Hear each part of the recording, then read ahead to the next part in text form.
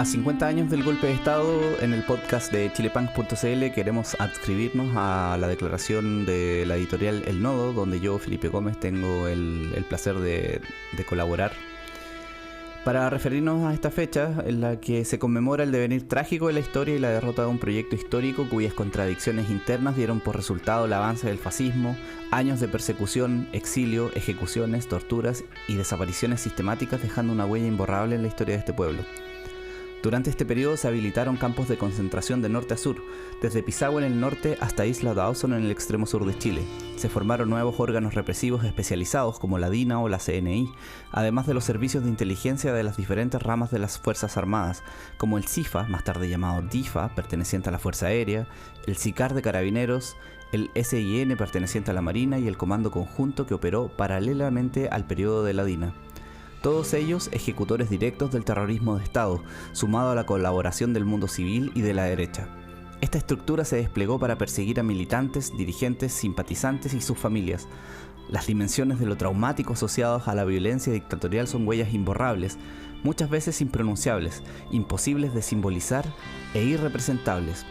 Es justamente en el encuentro con lo traumático en que se produce una destrucción psíquica de tal magnitud que la perforación producida en el psiquismo deviene atemporal, un fragmento del tiempo que no logra su inscripción.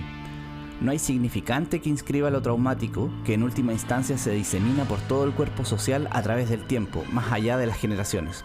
Hay transmisión transgeneracional del trauma. El horror, el borramiento de los límites de la cultura, lo irrepresentable del sadismo brutal, la miseria del espíritu humano, la perversión fascista cronificada por la desmentida más allá de la dictadura, barbarie insostenible. Sobrepasados los límites de la cultura se desarticula todo, la consistencia del mundo se desarma, adviene el trauma, el horror, lo indecible, la fragmentación, detención del tiempo, la cronificación de un sufrimiento sin lugar, que atraviesa los cuerpos, vacío indestructible que degrada la existencia a través de las generaciones. La memoria silenciada se transforma en repetición, la historia olvidada se actúa, se transforma en compulsión repetitiva. ¿Quién querría repetir el horror de la guerra o la dictadura? Sin embargo, la impunidad cronificada nos sitúa ante el olvido y la no inscripción de lo traumático. Esto es el podcast de chilepunk.cl.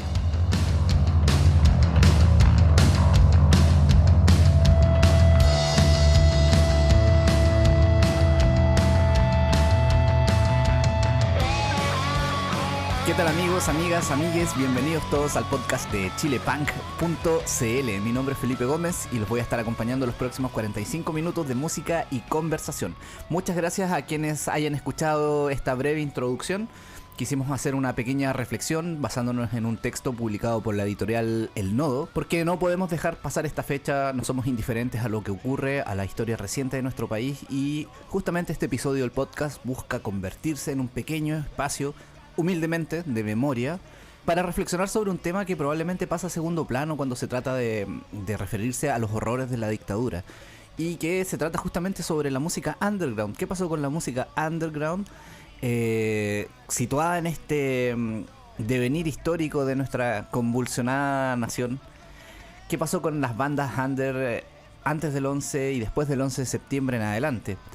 Y para eso la persona más idónea para conversar sobre este tema, creemos que es Jorge Canales, amigo de la casa ya, es tercera vez que lo tenemos en nuestro podcast. Jorge, muchas gracias por estar acá, gracias por aceptar la invitación, gracias por tu buena disposición además. Y estoy seguro que vamos a tener una conversación súper interesante porque nos traes algunos detalles poco conocidos de una historia que probablemente ha sido no tan revisada, a diferencia de lo que pasa con la nueva canción chilena o el canto nuevo. ¿Qué pasaba con el rock and roll, con el rock en Chile? Así que Jorge, una vez más, muchas gracias, un honor tenerte en nuestro espacio. Hoy encantado, Felipe, de la invitación. Claro, esta es la tercera vez. Entonces, sí. Y aparte se han tocado temas como bastante interesantes, abordados.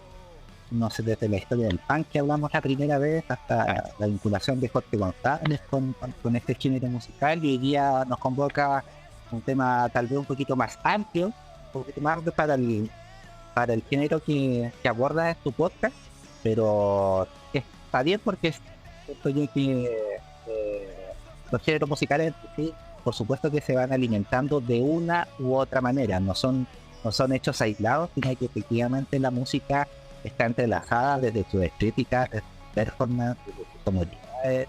Siempre podemos vincular estas líneas con géneros o estilos musicales. Lo que vamos a conversar hoy día se inscribe un poco como un ejercicio muy modesto de hacer memoria y hacer memoria sobre un tema que tal vez no ha sido tan ampliamente abordado y que tiene que ver con las expresiones musicales que se vieron afectadas por esta ruptura que produjo el golpe de estado del 11 de septiembre de 1973. De ahí ya decanta la primera pregunta: ¿qué estaba pasando en Chile a principios de los 70? ¿Cuál era el estado del arte en esta materia? ¿Había una escena underground? Claro, el rock en cierta medida en la década del 60 no fue una corriente dominante en ese sentido. Podemos decir que el rock se inaugura con la canción de los Max, La muerte de Nirvana, en 1967, donde efectivamente ya dejan de cantar en inglés y ya el español fija un poco, ocuparse un poco de la cotidianidad de lo que estaba pasando en el país. Pero siento yo que, claro, hay una primera camada a fines de los 60 con los Max, los vidrios quebrados, etcétera, donde también hay estéticas interesantes, de repente aparecen con poncho en sus carátulas, etcétera. Los Jokers también, por otro lado, también otra de las bandas que aparecen, pero siempre estaban entre lo anglosajón, ¿cierto? Entre mucho el cover, ¿cierto? Y ahí ya mezclando y a poco poniendo canciones en español. Creo que cuando sí, realmente en la década del 70 sobre todo, ya podemos hablar de un rock chileno, es cuando aparecen agrupaciones como los Jaivas, los psicodélicos en primera instancia, que configura la agrupación Congreso, y por otro lado también los Blocks, donde siento yo que hay una búsqueda de una identidad nacional pero moderna, pero basada en un pasado local. Yo quiero decir esto con lo moderno, que tiene que ver obviamente con el rock, tiene que ver con la guitarra eléctrica, tiene que ver con enchufar un instrumento a la electricidad, pero con el pasado local, que tiene que ver también con las culturas originarias, de qué manera vamos mezclando diferentes instrumentos, meter una tutuca, meter otros elementos de la cultura mapuche, tal vez, etcétera. De qué manera yo ese pasado lo convierto, lo transformo, lo resignifico en el presente. Entonces me hago cargo. Obviamente con estas experimentaciones de que hablábamos en arte de los Jaivas en primera instancia, en su primera etapa, ahí nos vamos dando cuenta un poco que hay una búsqueda, pero una búsqueda también desde el autóctono. ¿Ya? Entonces esa modernidad, que también la tuvieron en cierta medida Congreso, sobre todo los psicodélicos, que los psicodélicos es la primera banda que empieza a incursionar un poco con este sincretismo, de instrumentos. Por otro lado también los Blocks, que también ahí hablan un poco que ellos descubren a Violeta Parra, incorporan la guitarra acústica, no tanto la guitarra eléctrica, etcétera. Entonces ahí vemos que hay una búsqueda de identidad de lo nacional, de los chilenos, que obviamente ni Congreso, ni los Jaivas, ni los Blocks podían haber sonado o se diferencia mucho de una banda europea. Ya hay una sonoridad distinta. Ahí más o menos ya en los 70 y esta búsqueda. Mencionabas que los Blobs hablaban de haber descubierto a Violeta Parra, y te iba a preguntar qué era el diálogo que existió tal vez entre esta escena rockera incipiente y la nueva canción chilena, que era una música bastante predominante en esa época, o que acaparaba toda la atención, que circuló por Europa, que se inscribió dentro de del escenario político también como estilo muy relevante, ¿no? Es imposible pensar en los años 70 en el gobierno de la UP sin Quilapayún y Tillimani, por ejemplo. ¿Qué pasaba con estas bandas? ¿Estaban mirando lo que hacía la nueva canción chilena, o había una especie de dicotomía entre ambos estilos? Claro, efectivamente, con el ascenso de Salvador Allende, efectivamente la nueva canción chilena se transforma desde ser un canto popular, ¿cierto? Con alguna instancia tratando de evidenciar las injusticias sociales, se transforma en la década del 70 a ser el canto oficial. Ya que ya conseguimos algo, trabajadores al poder, por ejemplo, etcétera. Entonces, efectivamente se transforma en un género preponderante en Chile y en Latinoamérica. O sea, efectivamente la nueva canción chilena es uno de los géneros musicales más importantes que ha salido de este terruño. Efectivamente, Chile es conocido en Latinoamérica o en Europa es efectivamente por la nueva con la nueva canción chilena. Y en ese sentido, claro, la nueva canción chilena también se va configurando a través de, interesante ahí que hay un sello discográfico que se llama JJ, en primera instancia, que van incorporando a diferentes agrupaciones de la nueva canción chilena para luego en 1970 transformarse en el DICAP, la discoteca del cantar popular. Y en ese sentido, justamente en la agrupación Los Blobs firman por el DICAP. Uh-huh. Eso por un lado. Y por otro lado también hay una incorporación interesante de Víctor Jara con Los Blobs, ya donde en la canción El Derecho de Vivir en Paz incorporan la guitarra eléctrica en esta canción. Lo cual hay libros que indican que también Víctor Jara tuvo problemas porque este instrumento era considerado un elemento yankee, ¿no? Yankee, norteamericano, de invasión extranjera, etcétera. Entonces no era muy bien mirado. El rock, en este sentido, ahí te quiero responder un poquito, el rock, y en ese sentido, las bandas de rock que andaban fumando marihuana, que andaban con el pelo largo, que andaban con otro tipo de ropa, no era muy bien mirado desde este sector político. Entonces, en ese sentido, juntos pero no revueltos al final. ¿Ya? Y Víctor Jara igual quiebra en 1971 con esta canción El Derecho de Vivir en Paz. Entonces, ahí se da algo interesante. Un poquito nos habla un poco de esta apertura que tiene Víctor Jara, que viene de otro mundo también. Recordemos que Víctor Jara viene del mundo del teatro. Víctor Jara toma a Quilapayún como director. Les dice, oye, estos ponchos, de esta manera hay que mirar el escenario, en esta parte del escenario es importante generar ciertas tensiones, sensaciones, emociones, etcétera. Entonces, Víctor Jara tenía una apertura interesante, donde también lo hacen en ese sentido, tener esta vinculación, ¿cierto?, con los Blobs y con la guitarra eléctrica. No así siento yo este sector político que efectivamente miraba en cierta medida con recelo lo que pasaba con estos otros jóvenes. En ese sentido, la radiodifusión también estaba controlada por algunos sectores políticos. Tenemos la radio Luis Emilio Recabarren, que era controlada por la CUT, la radio Magallanes, que era del Partido Comunista, Radio Nacional del MIR, la radio Sargento Candelaria del MAPU. Entonces tenemos una configuración, vemos de qué manera hay un sector de la juventud que está súper comprometida con un sector político, con un partido político en particular. En cambio tenemos el rock, que su construcción discursiva tiene que ver más que nada con los hechos sociales, con la sociedad en su conjunto. Aquí estamos viendo hay una canción politizada, por otro lado, de estos otros jóvenes que tienen otra mirada, ¿cierto?, de ver, estamos hablando en un contexto de la Guerra Fría. Entonces, yo me involucro, ¿cierto?, en estos procesos políticos, donde yo voy ganando un poquito, Salvador Allende, las diferentes comunas, ¿cierto?, que se van ganando a través de los partidos de izquierda, ¿cierto?, esta coalición. Entonces ahí vemos que, no sé, por ejemplo, Quilapayún, el himno del MIR, Trabajadores del Poder, Inti Illimani con la cueca de la CUT, y la Mayún, el himno de la juventud del comunista, aunque el Papa también con la canción Cuando amanece el día de queda comunista del Papa. Entonces ahí nos vamos dando cuenta de que hay unos jóvenes que están comprometidos con el proceso social, están dentro de este proceso, con el compañero presidente, como dicen ellos, ¿cierto?, con Salvador Allende. En cambio tenemos a otros jóvenes del Festival Piedra Roja, donde evocan otras cosas, están mirando afuera, están mirando a Estados Unidos, están mirando Woodstock, mirando el hipismo, están mirando otras cosas. Hay otra comunidad, ¿cierto?, a la que evocan estos otros grupos de rock, ¿ya? Y en ese sentido, claro, Víctor Jara rompe con esto, y hay una pequeña, pero no menor, de estos grupos. Este dato está súper interesante. Interesante de qué manera también la música se ve afectada por el golpe de Estado. ¿Sí? Jorge, ¿te parece si vamos con una pausa musical con una canción de Los Jaivas? Habíamos elegido una antes de empezar a registrar acá. Vamos entonces con En la quebrada del ají de Los Jaivas, del año 1973, en el podcast de chilepunk.cl.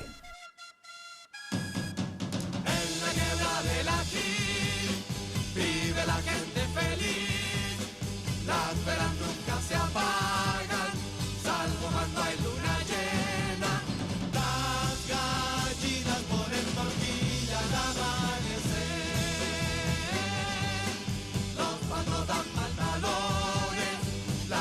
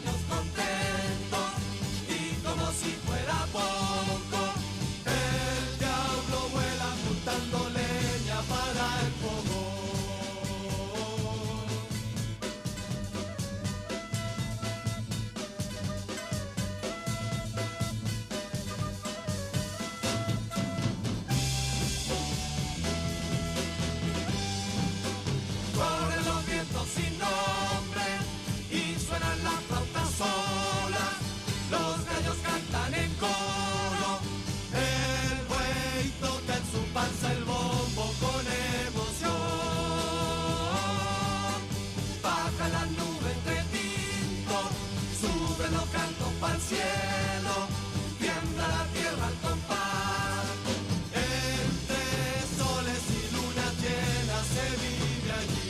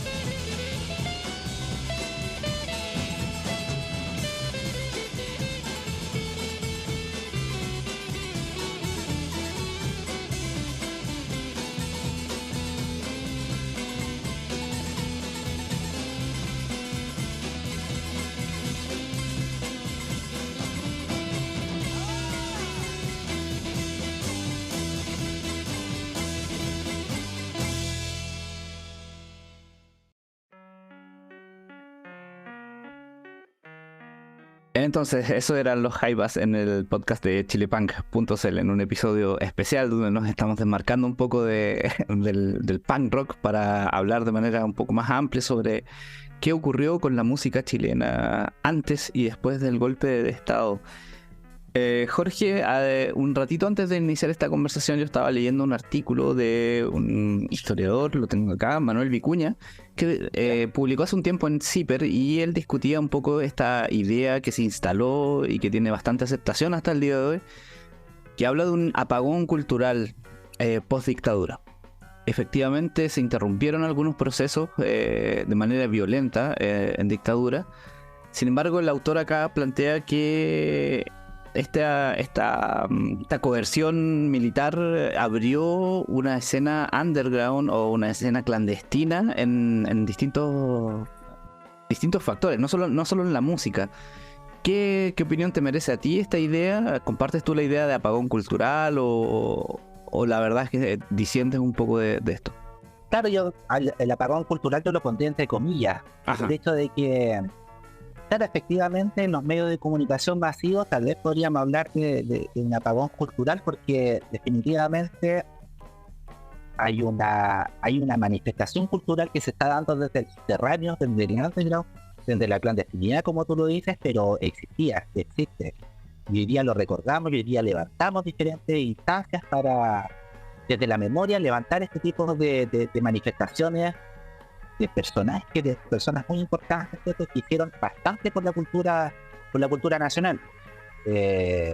Tenemos el caso de 1975 con el sello discográfico Alerce, junto con Ricardo García, que es un locutor muy importante en la década del 60, en la década del 70, a nivel nacional y a nivel internacional. Entonces, claro, las dificultades que tuvo Ricardo García para poder levantar un sello discográfico a la medianía de la década del 70, puede decir alguien, claro, que hubo un apagón cultural desde el hecho de que, si bien Alerce tenía un tiraje a nivel nacional, estas agrupaciones con las cuales trabajó Ortiga, Choiquililo, Santiago Nueva Estrella, etcétera, no tocaron en Canal 13, no tocaron en TVN, que era lo que yo podía ver por encimita. No aparecieron en las páginas del Mercurio, no aparecieron en las páginas de La Tercera. Entonces, claro, si yo lo veo desde esa perspectiva, a lo mejor esas bandas para mí nunca existieron, porque nunca me enteré, qué sé yo, no sé. Estaba la revista Apps, la revista Análisis, Hoy, La Bicicleta, por otro lado también, donde el tiraje tal vez no era masivo, no estaban todos los kioscos del centro de Santiago, pero existían. Entonces yo creo que se instala, yo creo que en la década del 90 esto del apagón cultural, etcétera, a fines de los 80, pero claro, porque habían restricciones políticas, o había una dificultad para poder levantar este tipo de espacios.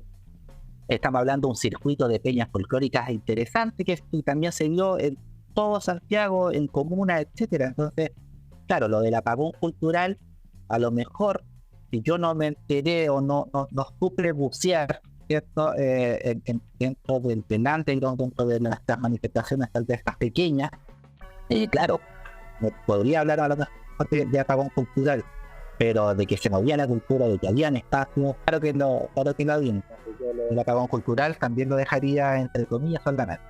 Es interesante esa reflexión.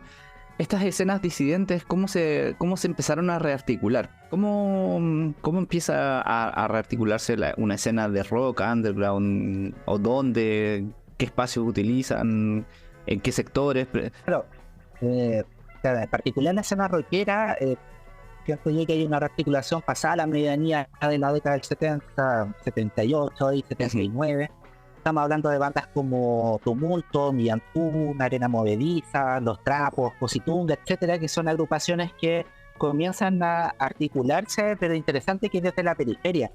Hay un circuito importante que se da con Discotec.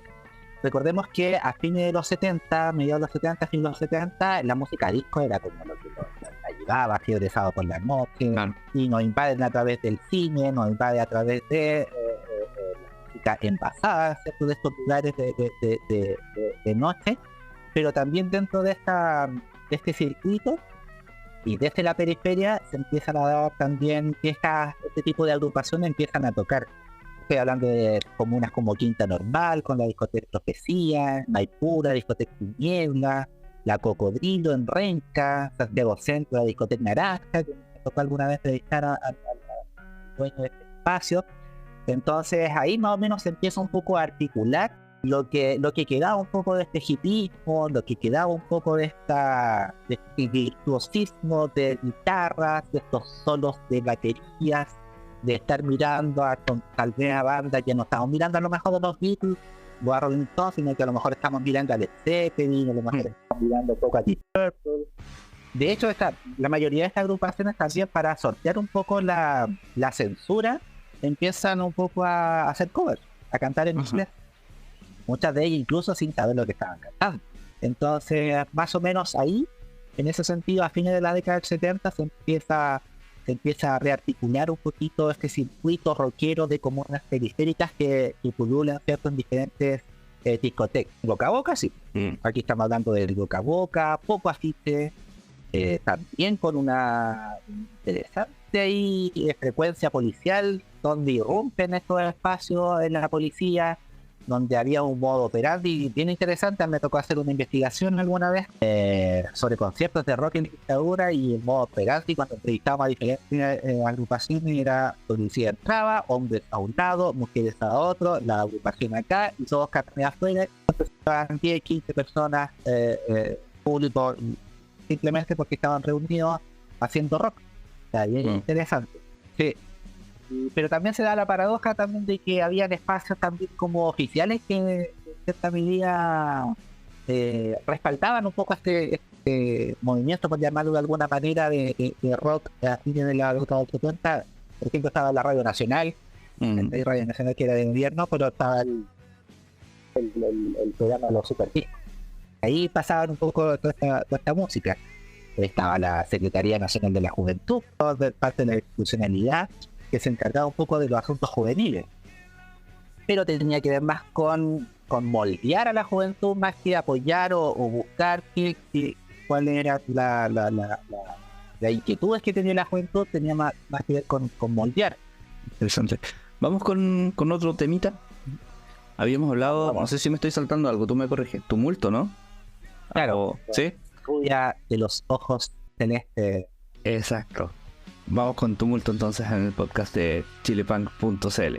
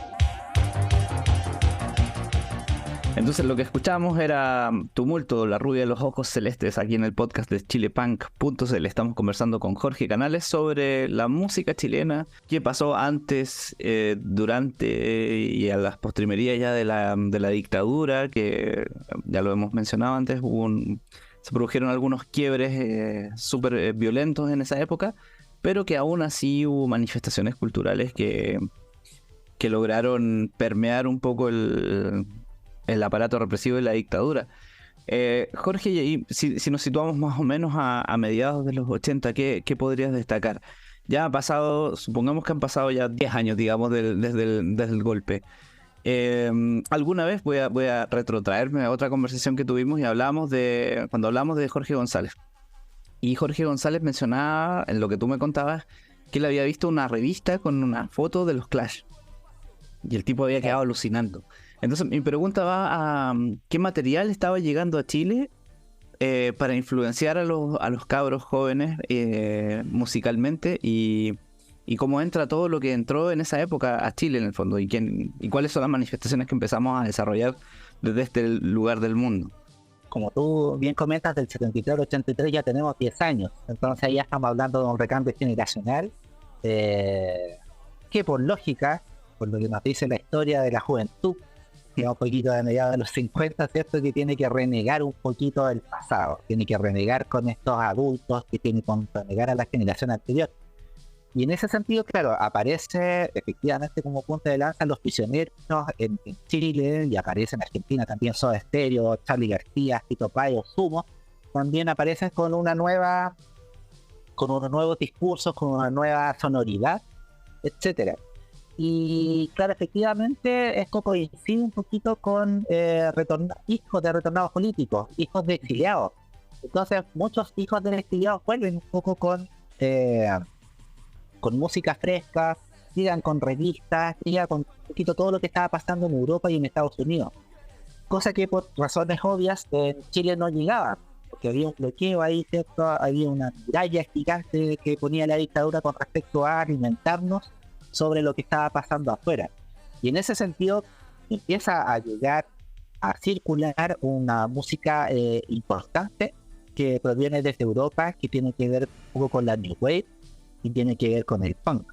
Entonces en ese sentido, bueno, por otro lado también llega Carlos Fonseca, ya que estaba hablando de Los Prisioneros, tendría con la idea de instalarse con una disquería, en este caso de fusión, y llega desde Argentina, ¿cierto? Y llega con esta nueva impronta y ya con un background bastante interesante. Y es precisamente en la universidad donde conoce a Jorge González. Incluso Jorge González fue parte trabajadores de esta tienda de discos, y aquí es donde, claro, porque en ese sentido comienza un poco a conocer esta música nueva. Por otro lado, también desde el punk te comentaba también que comienzan a llegar estos primeros hijos de exiliados, ¿cierto? Y se suman a estas concentraciones políticas organizadas por Plotario Blest, donde traducían temas de The Clash, temas de Sex Pistols, y los entregaban en estas partes. ¿Ya? Y ahí comentaba Plotario que valiosos eran estos niños, ¿cierto? Que eran estos primeros personas que llegan con estas vestimentas un poco distintas, declarándose públicamente como paz, etc. Entonces vemos como de qué manera lo que está pasando un poco afuera empieza a goteo un poquito a generar o a abrir estas primeras grietas donde ya el paisaje sonoro ya empieza a cambiar. Ya no estamos el contrapone un poquito a esta cancionística orgánica, acústica, ¿cierto? Que tiene que ver con la metáfora un poco. Esto quiere decir que llega esta modernidad que tiene que ver con el baile. Se instala el baile y mira un poco con distancia lo que es la contemplación. Ya la contemplación, ¿cierto? Queda un poquito al lado, la metáfora ya queda al lado. Ya no basta con decir la primavera que se fue, que decía el Canto Nuevo, ¿cierto? Que uno entendía perfectamente que la primavera que se fue, estamos hablando del 11 de septiembre de 1973, claro. Acá no. Los Pinochet Boys dicen puto Pinochet, te odio Pinochet, ¿cachai? Con todas sus letras, ¿cachai? Hay otro discurso, menos elaborado, tal vez, no sé cómo quiere llamarle, pero hay un discurso mucho más directo. Ya, entonces ahí, y por otro lado lo musical. En lo musical tenemos que ya no tenemos estas solos de guitarra o solos de batería o estas canciones largas de 6-8 minutos que a lo mejor podían tener estas agrupaciones rockeras que te comentaba de fines de los 70 y comienzos de los 80, etcétera, sino que ya estamos temas cortos de 3 minutos, guitarra, ya el ska, etcétera, a lo mejor no apelando al virtuosismo, ya no había virtuosismo, ya en estos temas de Los Prisioneros, emociones clandestinas, etcétera, sino que ya era efectivamente otra cosa. Entonces hay una distancia desde lo musical con la New Wave y el punk, hay una distancia desde lo musical con estas bandas rockeras como Tumult, etcétera, y hay una distancia también ideológica desde la New Wave y el punk con el Canto Nuevo. Efectivamente ya no hay una militancia política, y donde no hay este discurso político, sino que tiene que ver con la cotidianidad, tal vez que donde apunta para todo raro, donde apunta emociones clandestinas, donde apuntan los prisioneros. Entonces ahí ya hay otra prestancia. Se instala el baile, se instala la corporalidad, por un lado, con la contemplación del canto nuevo o la contemplación de escuchar el solo de guitarra queda un poquito de lado, y estos jóvenes ya llegan con nuevas estéticas, se instalan con los pantalones o rasgados o más ajustados, se instalan con un pelo corto, tanto el rock setentero, los chalecos, o van los chalecos, con la chaqueta de cuero, los ahumados. Hay una estética también del cuerpo bien interesante, y todo esto es acompañado, ¿cierto?, del baile, de la fiesta, en un Santiago oscuro, en un Santiago censurado, etcétera. Entonces ahí es interesante y cómo chocan estas generaciones en Santiago bajo toque de queda. Buenísimo. Jorge, vamos con calibraciones de aparato raro para graficar este momento de la conversación. Hablábamos que esta canción tenía un matiz entretenido, porque te contaba yo que la primera vez que la escuché, ya en los 90, principios de los 90, cuando era niño, escuché una versión de la canción. Y años más tarde escuché otra versión, sin censura. Cambiaron algunos fragmentos de la letra, ¿no? Cambiaron parte que tenía más que ver, yo creo, con la autocensura de la época, que con que ese publicado, censurado y vuelto a grabar. Pero es interesante porque Calibraciones fue la primera canción del pop chileno que circuló en radio, antes que Los Prisioneros incluso. Wow. Antes que Los Prisioneros. Recordemos que en La Voz de los 80 prácticamente no sonó en radio. Por ahí tengo entendido que Sexo fue una canción que algo sonó.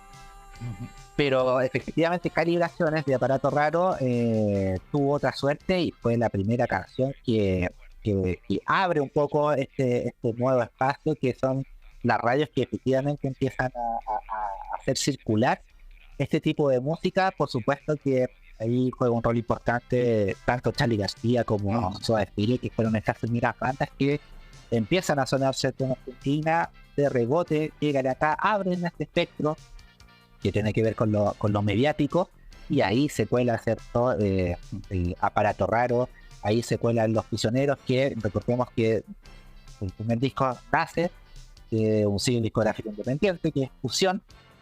Bueno, vamos entonces con Calibraciones, y vamos a ir con la versión sin censura, entre comillas.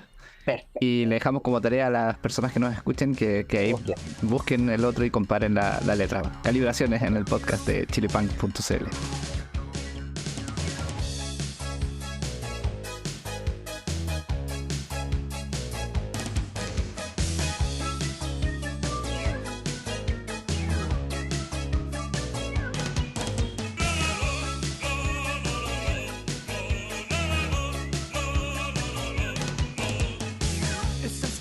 Cansado de luchar por la justicia, el hambre y la libertad. Sientes de pronto que no hay nada en que creer, y te cansaste de gritar y va a caer. Se acabó el tiempo de los lindos ideales, no hay más que ver a esos locos intelectuales. O te preparas a morir en las trincheras, o esperas en tu cuarto la tercera guerra. Se acabó el tiempo del paraíso soñado, no hay más que ver a esos locos uniformados. O te preparas a morir en las trincheras, o esperas en tu cuarto la tercera guerra.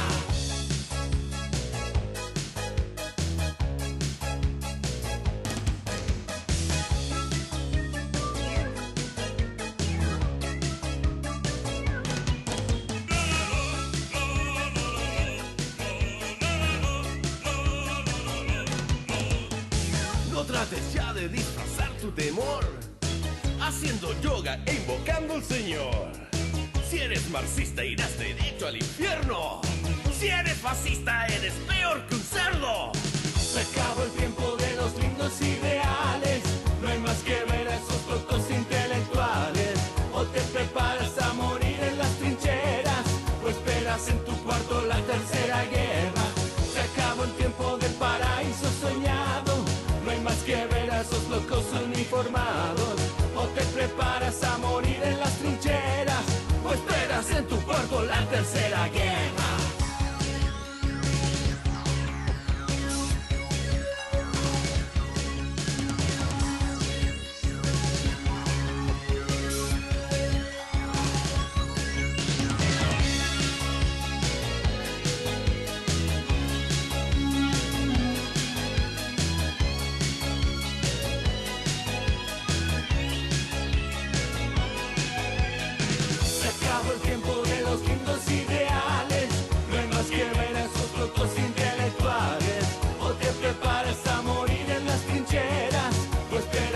cuarto la tercera guerra. Se acabó el tiempo del paraíso soñado. No hay más que ver a esos locos uniformados. O te preparas a morir en las trincheras, o esperas en tu cuarto la tercera guerra.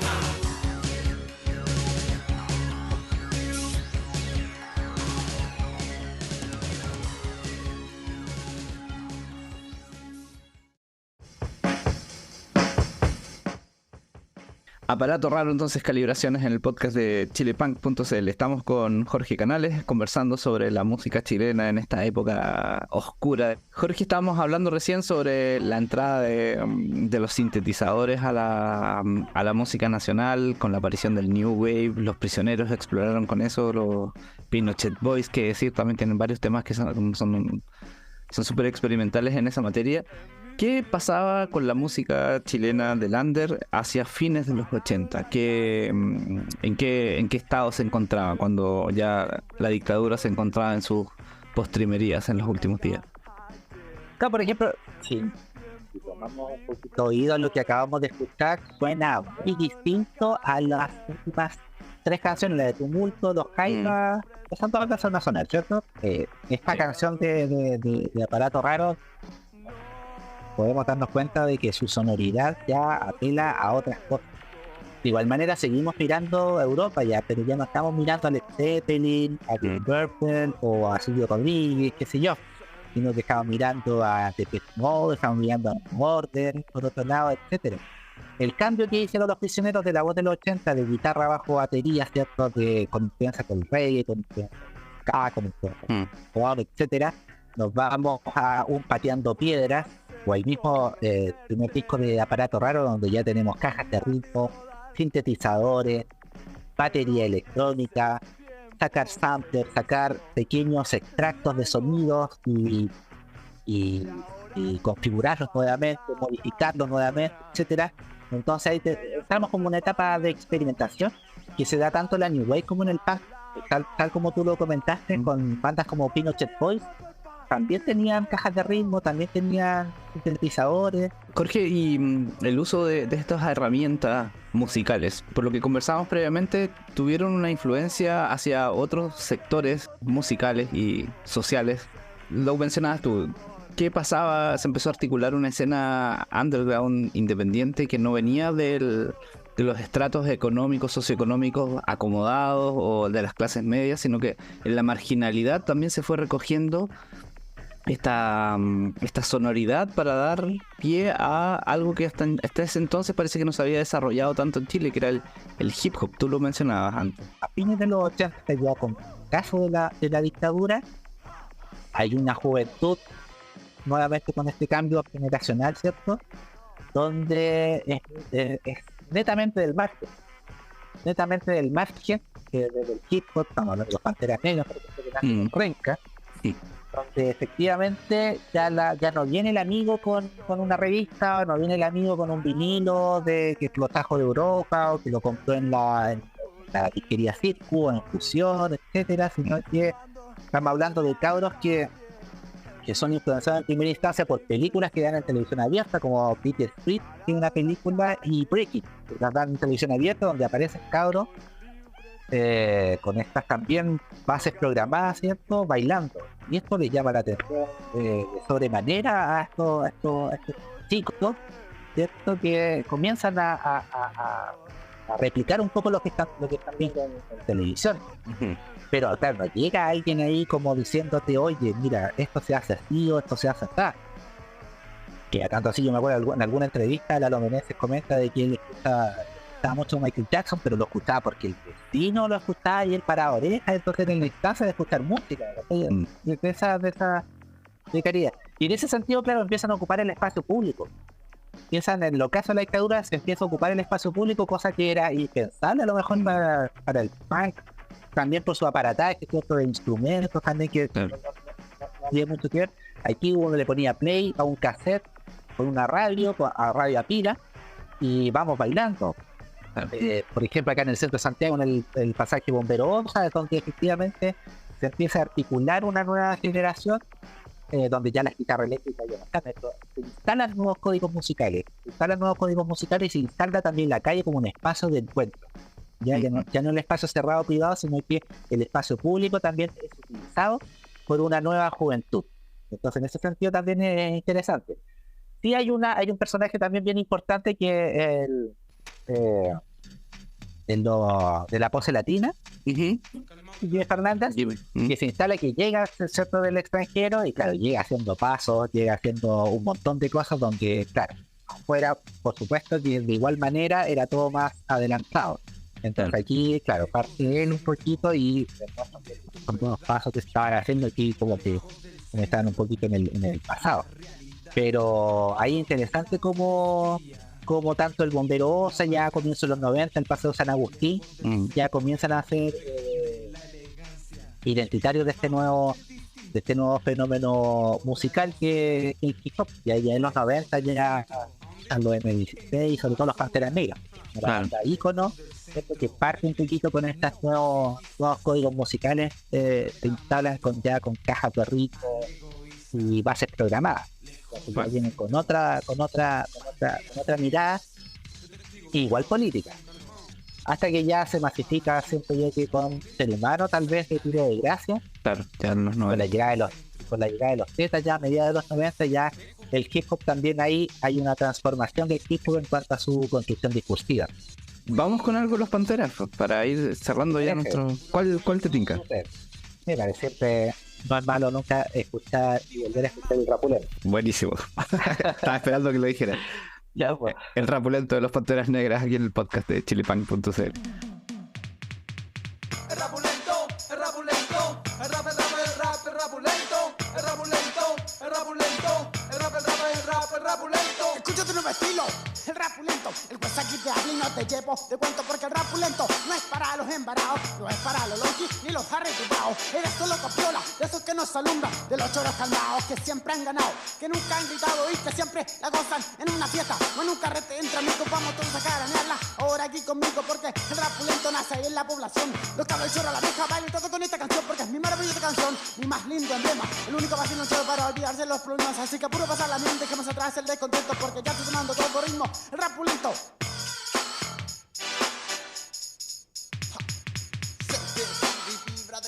Porque hay un nuevo estilo que es el rapulento, más rápido que lento, este ritmo sin censura, viene con mucha onda y con toda la frescura. Que bailen, escuchen, hagan la cortita, los piolas jaranero y la niñita rica. Hey, vamos todos juntos, tratando de entender lo que dice este canto, se tiene que saber. Estilo de la calle, una mezcla popular, donde el loco de la esquina se pone a chicharrear. El bacán es un tipo inteligente, mira, escucha, observa, conoce a mucha gente, conversa con los blancos, los más astutos, pasean por la calle, van siempre paraditos. El longi, entero de pao, se saca su rollo, se toma su helado, jaranea con los niños que son medio mafiosos, pistolas de agua terrible, grandioso, sus platos son altos y están en todos lados, mejor no hablo de ellos, son puro embarado y salpita y el pita le pone color, pulento, lo mejor de lo mejor, entero de puentero, tranquilo, calmado, las chapas que quieran sigo parado, tiro para arriba, no me arrepiento y vamos gozando con el rapulento. El rapulento, el rapulento, el rapulento, el rapulento, el rapulento, el rapulento, el rapulento, el rapulento, el rapulento, el rapulento, el rapulento, el rapulento.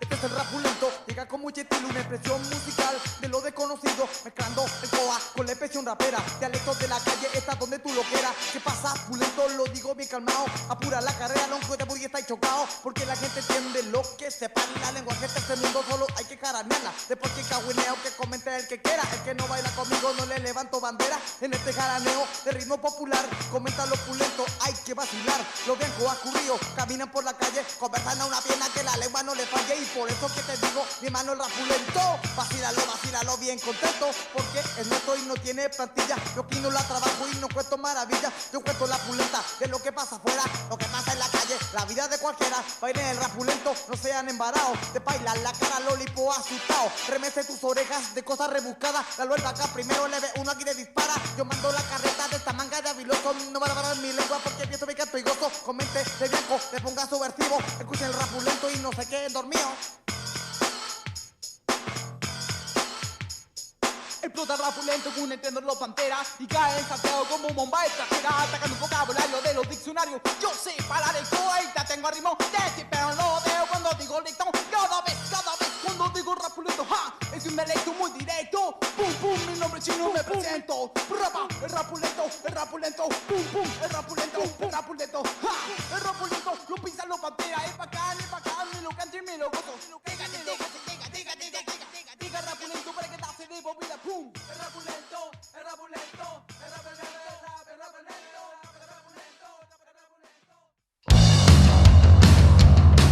Ahí estaban los Panteras Negras. Estábamos escuchando hip hop en el podcast de chilepunk.cl. Estamos rompiendo un poco la estructura de lo que habíamos hecho hasta ahora. Está bien interesante esto porque hemos repasado distintos estilos musicales con Jorge Canales. Respondiendo un poco a la pregunta de qué pasó con la música chilena durante la dictadura. Jorge, te doy las gracias de nuevo por estar acá, por aceptar la invitación, por tu buena disposición, por las conversaciones previas que tuvimos antes de grabar este episodio. Como siempre, súper valioso escucharte, los datos que tienes, la información, y espero que la gente que haya escuchado este podcast haya disfrutado tanto la conversación como yo lo he hecho. Así que espero y dejo abierto de nuevo la invitación para otro momento. Seguro que vamos a tener otra conversación por algún otro tema. Muchas gracias.